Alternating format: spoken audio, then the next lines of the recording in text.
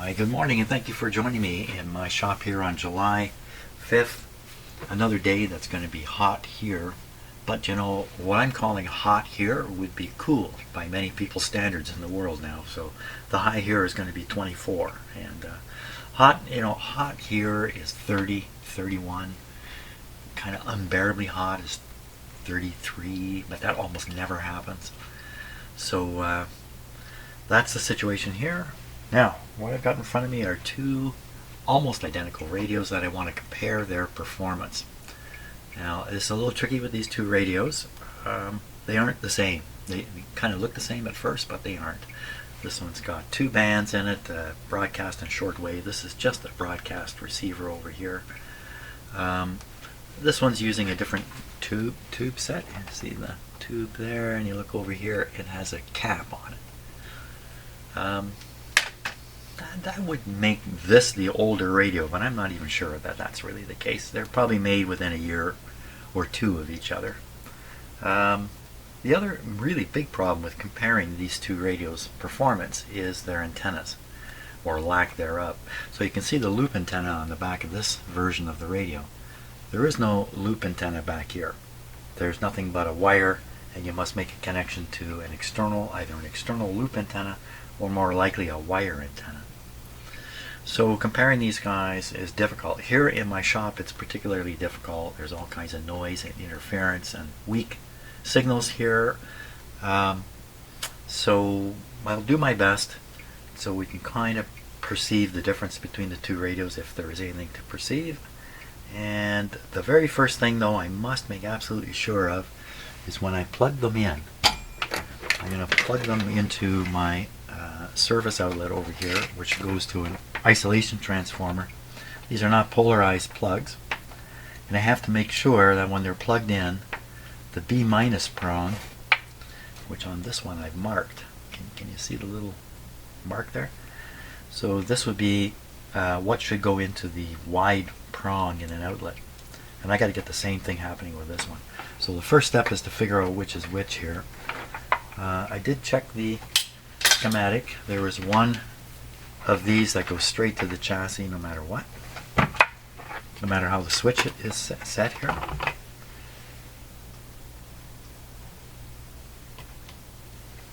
forgetting different meter, Jim. I'm kind of forgetting how to turn it on. This is my Allen meter, given to me by a generous man on the east coast of Canada, Allen. Okay, so we're going to look at, let's prove this with the other one first. Where'd it go? There it is. So I believe if I touch this and then touch the chassis, we should get a 0. Fantastic. Look at that. Okay, so much for that theory. Let's try this one.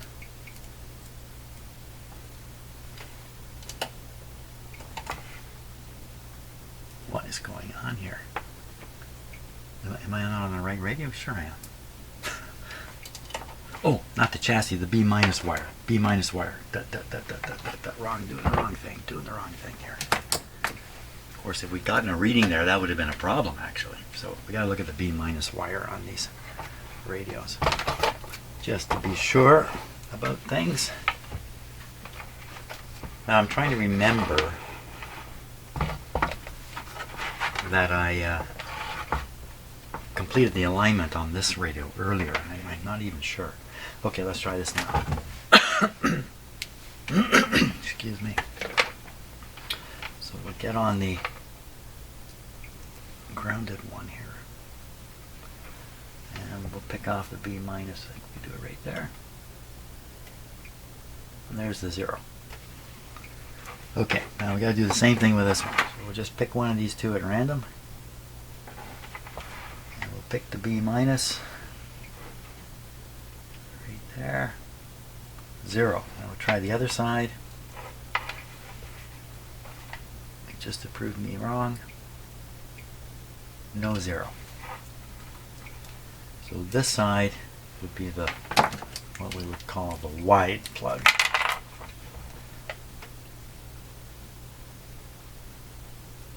That's a W for wide. Looks like M1. So Somebody's going to look at that and go, what the heck is that? We're going to look at it this way. It's an N. Just for me. Okay, now I'm going to plug them into this outlet divider here. I want the... Now, as I said before, this is going to an isolation transformer, but it's still important to get both these radios the same way, or I'm going to have a shock hazard on my bench. And I don't want that. Where's the other plug? Wide. And we're going to double check it. This, we should find a 0 between the two B minuses here.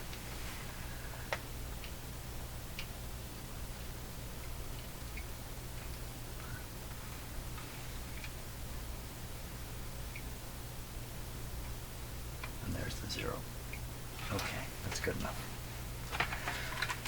Okay, dare not unplug them now. So what that means, if I should make a connection between the two radios, nothing's going to happen. Using my test equipment or some thoughtless thing, especially my hands. My hands are actually the most likely thing. I mean, I'm very likely to do this kind of thing. Okay, now next thing is the antenna arrangement. Son of a gun. How do radios get broken just like that?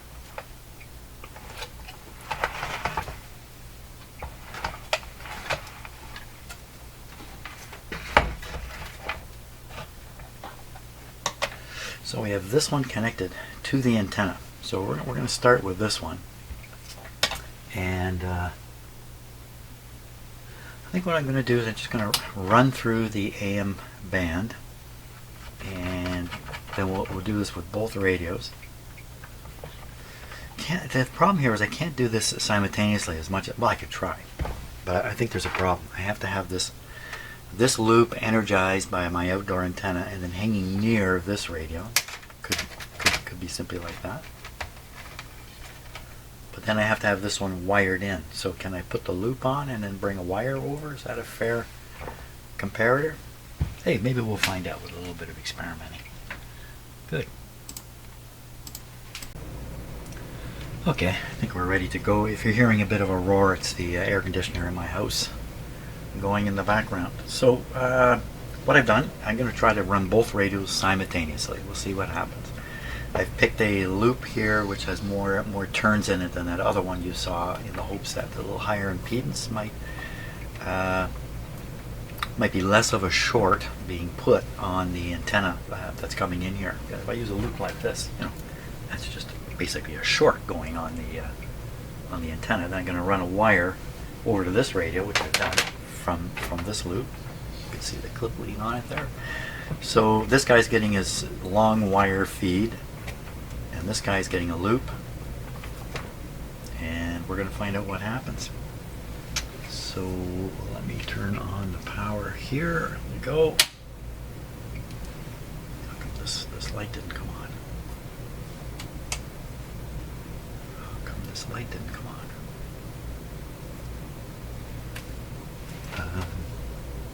So what gives here? Only one radio started up.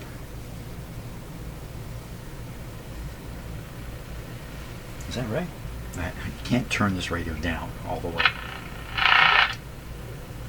But this one, there's nothing. What happened? Something has happened with power. It makes me a little bit nervous. Are you going to try to tell me this splitter doesn't work? Is it just... This is a little bit weird. Let me move the other radio over. This is where I'm going to get the... Doesn't this work over here? What's going on? What happened to my other radio? Why is it quit? Oh my gosh, it's not coming on. Yikes. Okay, nervousness. Turn off the power here. Something weird is going on.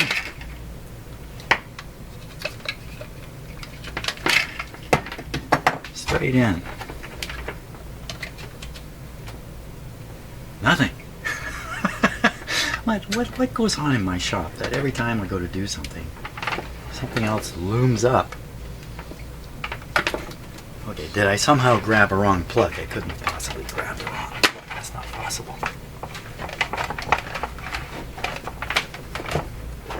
What is going on here?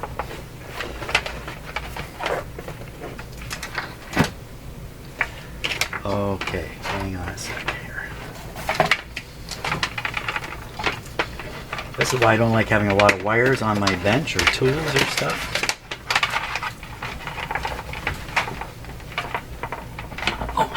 Tangle it right around under the board here. Okay, I'm going to stop the video and sort this out. Okay, well, I'm back down to one radio. This one won't come on. How come it won't come on? I'm going to put this back in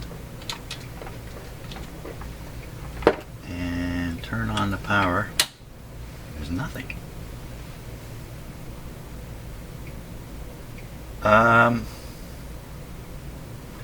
Well, it could be tube filament failed just now.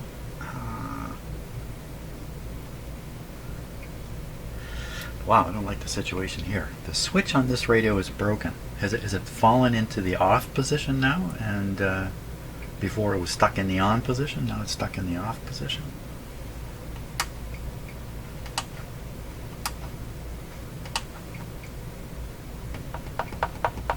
What the heck is happening? 113 volts. How come? It was working yesterday and it's not working today. How does that happen? How does that happen? How does it happen to me all the time? Crying out loud.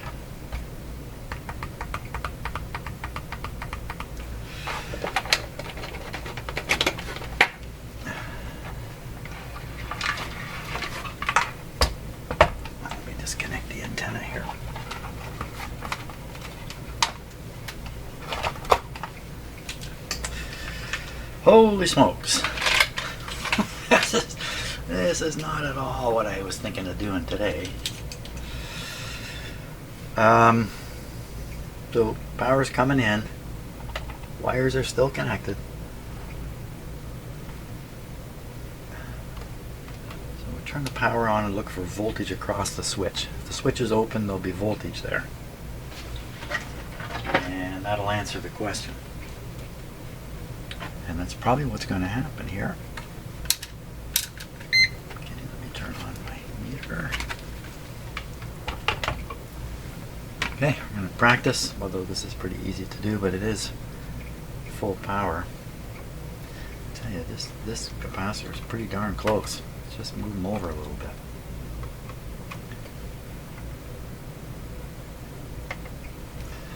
Okay, so we're going to want to do this.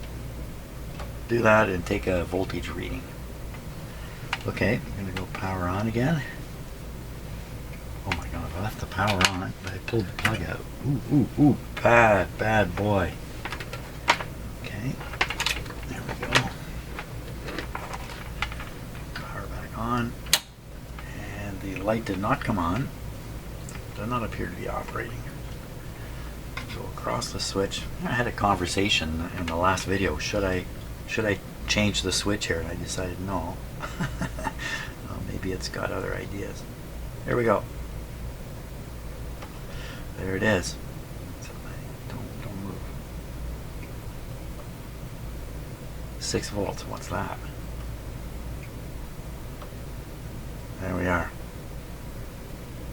It's 119 volts available. According to the other meter, 122. It's all across the switch.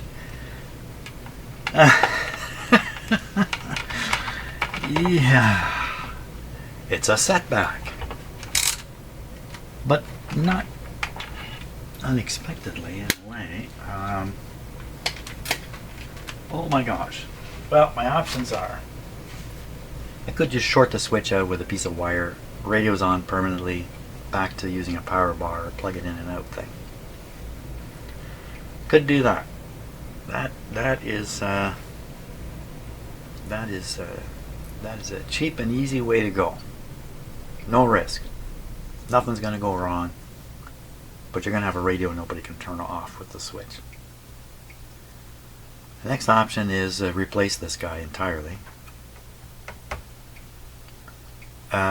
Is it even the correct one that's in there? It's a good question. Pull this plug out of here before I forget what I'm doing. Hey, that thing was on. Oh my gosh, I did forget what I was doing. We could take this out, the potentiometer and switch. We could disassemble them and try to correct the problem, whatever the problem is.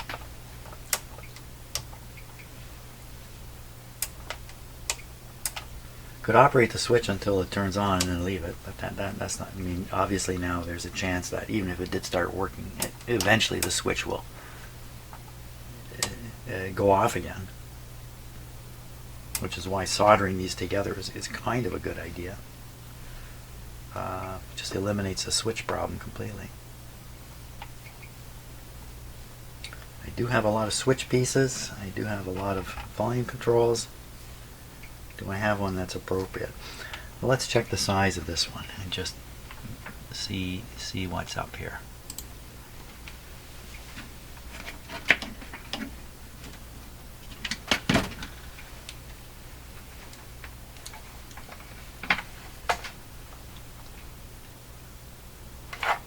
Just wait for my focus to come on. What happened to you? Oh, I just hold on while I fix the focus on this camera, because the automatic focus just won't work well enough. Okay, here we go. We're going to do this. Okay, let's take a look now and see what's up here.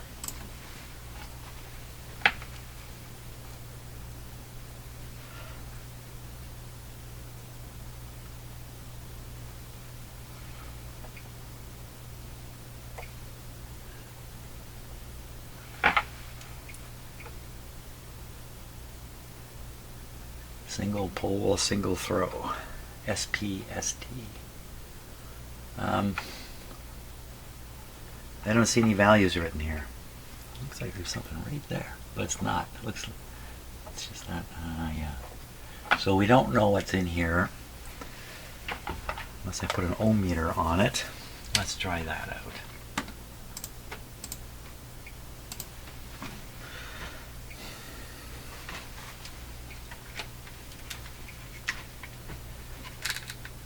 Probably either 500,000 or 1 million, something like that.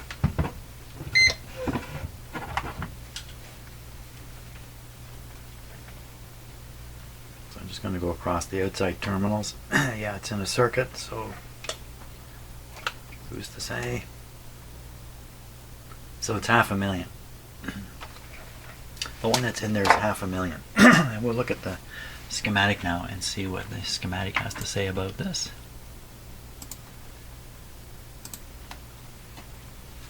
That's the wrong radio. This is the one here, and we want to look at the volume control. It's right there, 500. So it's got the right size volume control in there. Okay.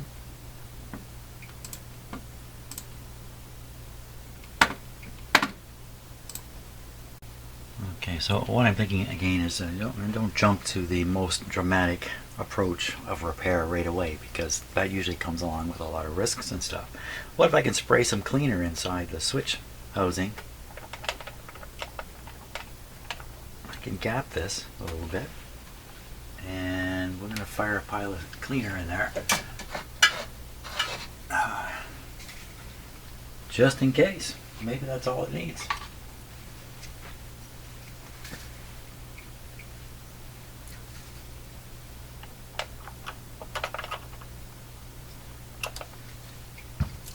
Brakes on my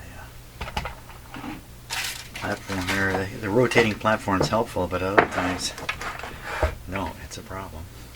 Okay.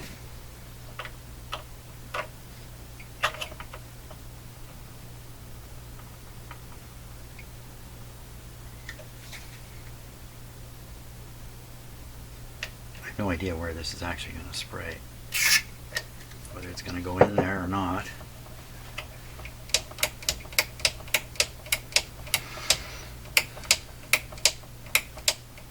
Feels different. The snap has changed. The snap is very distinct now. Is the radio going on and off while I'm doing that? No. So I got some cleaner onto the switch for sure. Now did that help? Switch off. Did this work? Wow. I have seen things like this work before. So we're going to plug them in. No power. Switch is off. Power coming on. Now there's a potential for a fire to develop in the back of this. If I operate the switch and there's an arc in there and I sprayed that fluid, who knows what we're going to get. So in this right now, no, not operating. So power off, switch on. Ooh, what was that sound? Whoa. What was that? Very a funny sound, but no, it didn't work.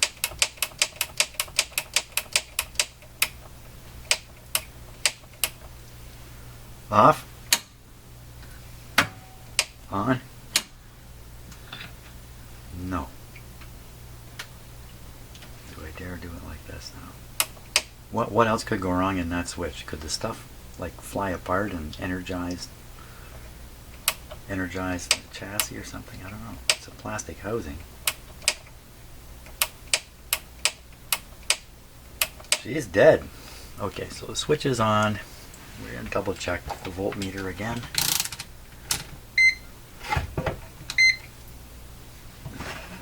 Just to prove that I'm in the ballpark here. Still. Okay, we're on AC voltage here. 114 on that meter.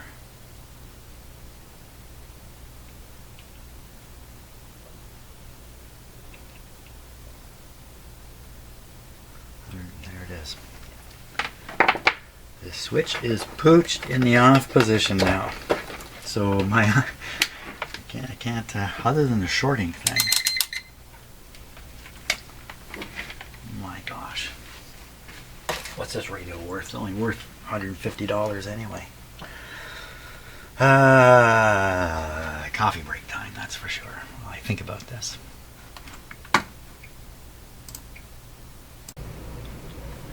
Okay, so controversial as it might be, I have decided to short out the on-off switch. So the radio is back to its always on condition. We're going to check it all by its lonesome here.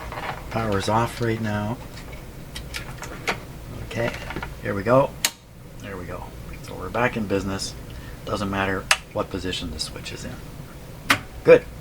Okay, let's go back to doing the comparison thing. And, you know, if you have something to say about me shorting out the switch here, go ahead. Write it in the comments. I'm going to carry on, get the two radios set up for some kind of comparison here. Okay, let's give it a try here. You can see with the dim bulbs come on awfully bright with the two radios connected. We'll just give them a moment on the dim bulbs, but that's normal behavior there. All is good. Volume is down, down. Okay, full power. So this is just a listening test. I'm not going to be doing any measurements or stuff like that. Depending upon the results of this, maybe tomorrow I'll fiddle around some more. Or maybe I'll say, that's great. Now with two of them playing, you really can't be sure which one you're listening to. They're both producing the noise there. I think this one we can make this one a lot quieter than this guy's, just a little noisier. Okay, let's tune in a station on this radio first.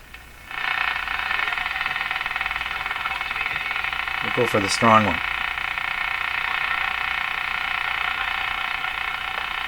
Not very strong. I got things hooked up right here.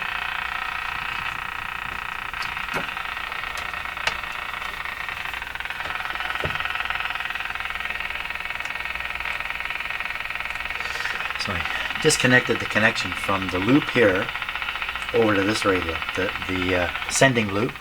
It didn't have any effect, so hooking the radios up like this, not depleting the antenna significantly. That's not very good reception, though. Oh. So, can't remember if I finished aligning this radio or not, but looks like I did not, because now we're getting 590 here at about 6:30.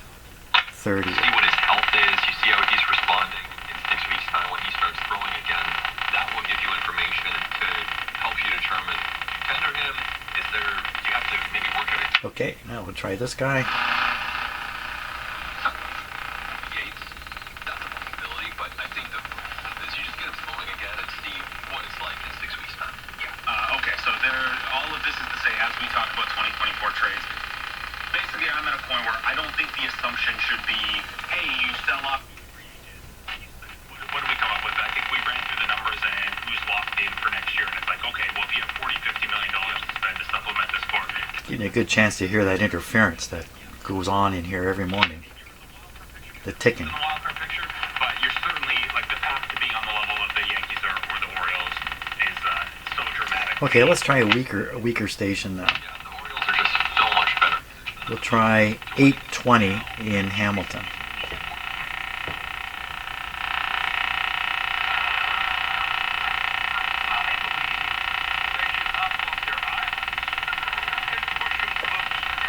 If it wasn't for that interference, we'd hear this pretty good.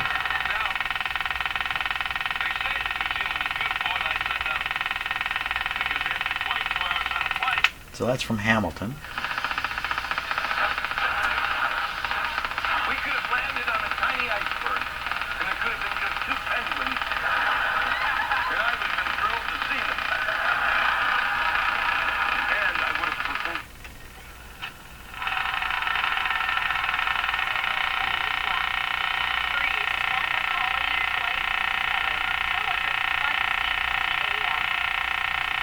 So I think what we're hearing is the difference in the signal versus the interfering sound that's coming through. This one's producing much better program sound.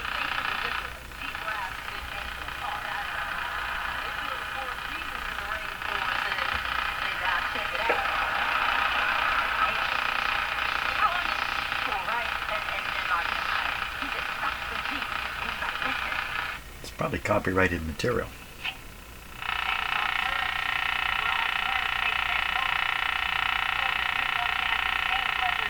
So to me, the ticking is much louder over here compared to the program.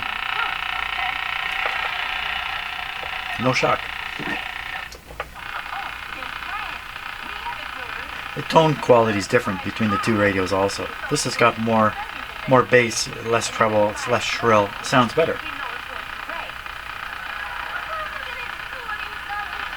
I could listen to this and follow along, the Canadian.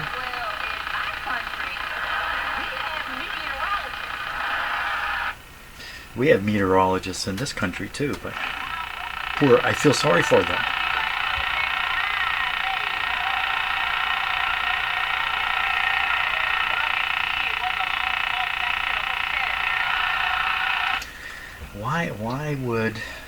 Why would this one produce a little more bassy sound?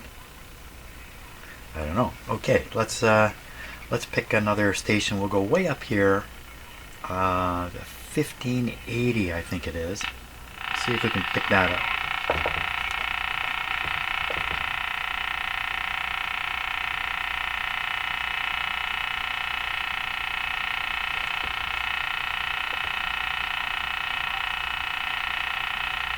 I think it's there. Something there. Okay, this one here. Oh, what's this noise?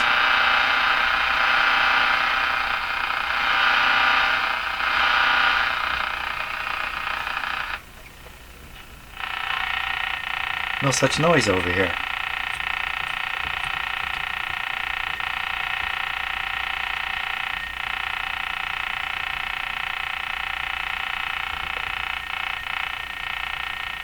Something funny there.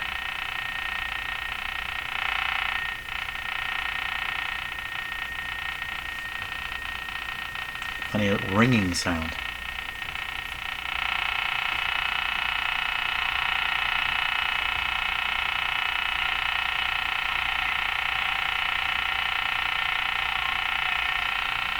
$15.80, playing some music.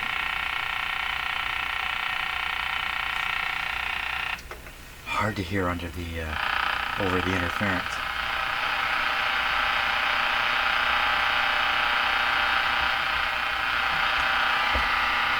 Why so strange? The same antenna.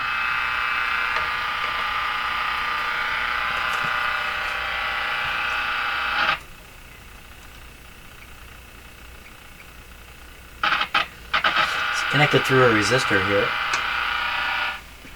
just to make the radio feel like it's hooked up to a real wire antenna. Well, that's interesting. Why would one radio pick up this noise and the other one not? Is this noise out there in the ether, or is it being generated by the radio somehow? I've never heard anything quite like this coming from a radio itself.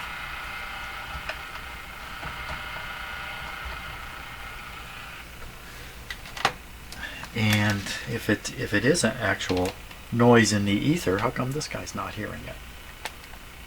Let's see if this one hears it. So we'll take it up to what, 1580 I think is where I was trying. Oh, the buzz is in here too.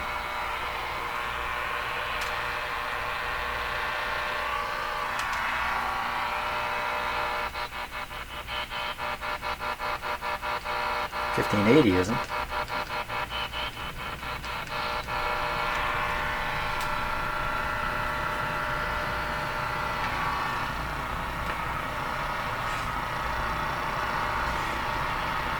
Maybe it's not 1580. I think it is though. It's an annoying radio to tune, this one. Well, I'm not sure we should go just fishing here. Is that pushing the up button?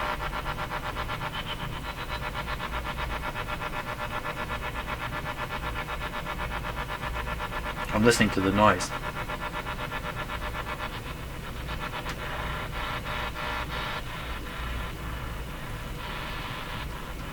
Some kind of carrier at 1508. That's a weird thing.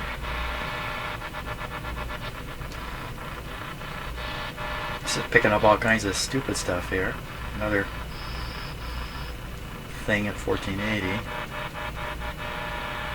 Yeah, I could do this all day. You know, I enjoy listening to radios, especially when they're not working. So, excuse me if I get carried away here a little bit. Who are we listening to here? This one.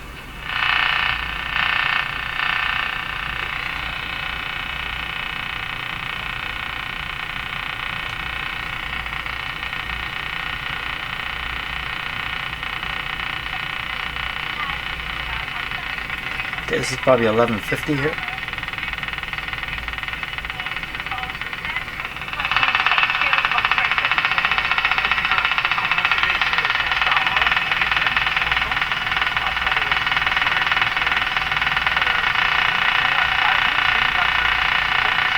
Gentlemen, rev your engines. So I think this is probably 1150.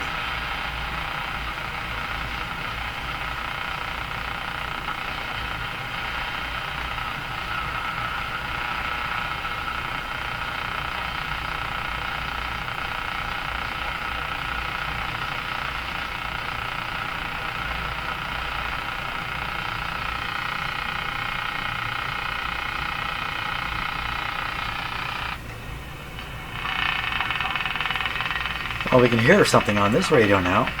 Oh, there goes the clicking. Now we're going to be able to do this. Finally.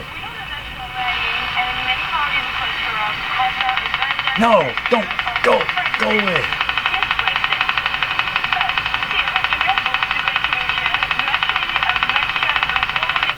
It's English with a heavy accent. Yeah, that's it. So in this case now, this one's working better. Much better.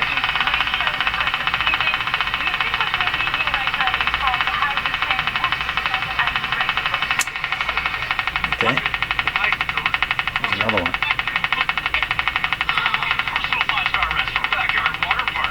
This is probably 1050. Nice and clear.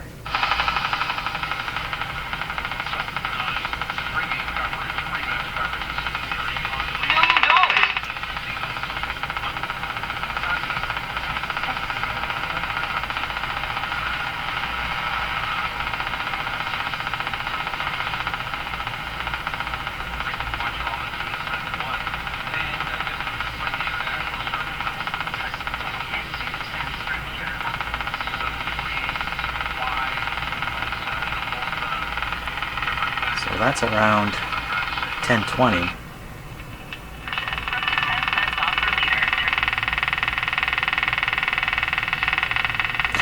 These radios are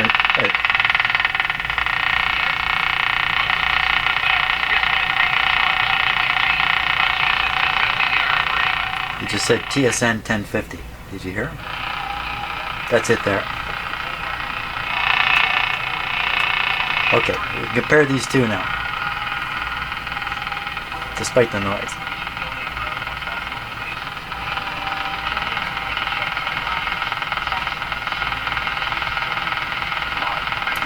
A lot of hiss behind this. A lot of like roaring hiss.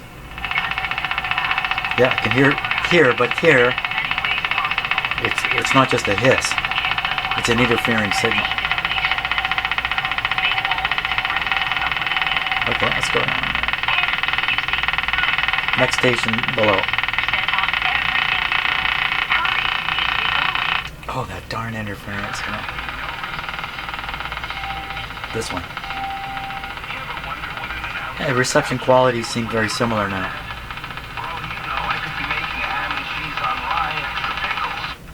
No pickles. This is way clearer. There's no background hiss.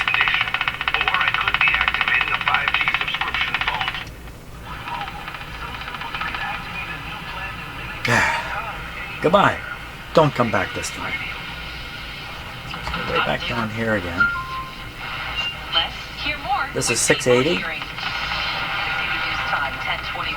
time for traffic and weather together on the lines. Here's Brandon DePont. This report brought to you by the Princess Margaret Cottage Lodge. There is quite a number of volume delays across our major highway routes, but for the most part, delays from the 427 to the 400 in both the express and collectors. Approaching Avenue in the express looks to be a stalled vehicle that is blocking that left lane. It's clear to see that the left lane's blocked. Collision, tough to tell, but we'll say that it's a stalled vehicle at the moment. There are delays from east of the Allen in the express. You got the Ram 2 Young. It's a right lane blocked due to construction, and then the right lane, or rather the left lane, Ram 2 Leslie also has been blocked. East of the Allen, the express collectors transfer there. You have a right lane blocked due to a disabled vehicle. Westbound 401, just volume here, strictly so, from the 412 to Salem, and then again from the 442 Avenue, both the express and I used to live in Toronto. and then you got Islington and the collectors towards Dixon, obviously another very slow spot has been. This is clear. I believe there's more high frequency, more treble in the signal. Listen for his S's. You can hear the S's. Southbound 410 from south of Mayfield to Queen, also not the greatest drive. Westbound Lakeshore, we have at Jameson. You can hear them here too, but I think they're suppressed in comparison. And so that has slightly changed. So you're trying to get by it being now just the left lane. Check the tuning again. But more affecting those that are That would have a big bearing on the tone of the. both ways. Elsewhere, I should mention, data traffic spots calling in Oakville, the intersection of which is just west of 403. So pretty heavily traveled intersection. Traffic lights flashing red have been for quite some time. We have got a call to Halton Police, so they hopefully will be sent this one. Again, a little bit of a dangerous situation. Delays in all directions. This sounds a little distorted, a little buzzy, and the louder sounds. To be in for the $1 million cash prize. By now at Princess And I can hear the rattle come on when I turn the volume up. The rattle I was trying to suppress earlier.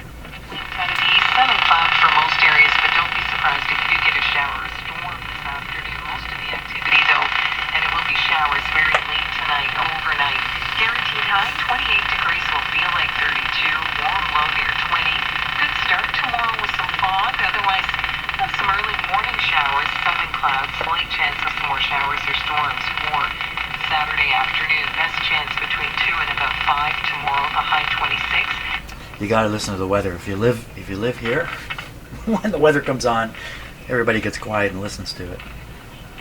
Often the weather report in the morning is one thing, and by noon it's changed a bit around here. Maybe that's true everywhere in the world. I don't know, but it seems.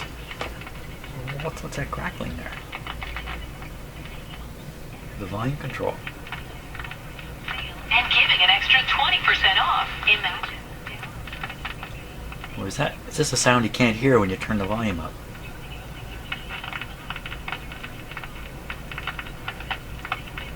Plus the extra 20% off for only $159.99. This limit chat sale is incredible. Don't miss it. Avoid the problems before you get. Let's go between stations here. Oh, that's an interesting comparison right there. Well, what happens when you tune between stations? So this static,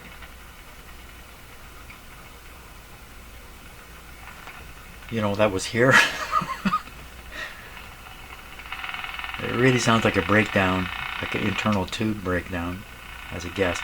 So let's do this. We'll go back to where we were here, 680. Coming up in 60 seconds. I won't say that again. And then we'll go just above it. The odds are a little higher. And do the same thing over here, The news is brought to you by just above it. What do we hear? The doggone clicking interference.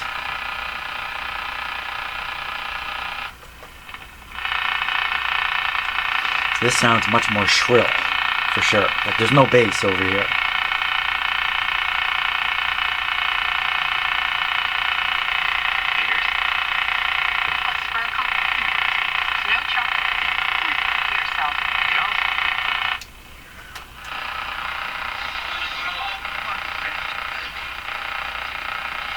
Okay, no discoveries there. So, I don't know how to interpret all this. The radios seem to have their favorite areas where they work better, and this could be an alignment thing. As you're tuning, it's going in and out of alignment. So it may be really well aligned in some spot on the dial, but not so well when you move up or down. I suppose usually it's going to be well aligned exactly where you aligned it, and everywhere else it's going to be down from there if you did the alignment correctly. So a lot of the alignment was done up at the high end. It's on this radio. I can't remember what he did on this one, but the dial's not accurate, so I have the feeling I never completed the alignment over here.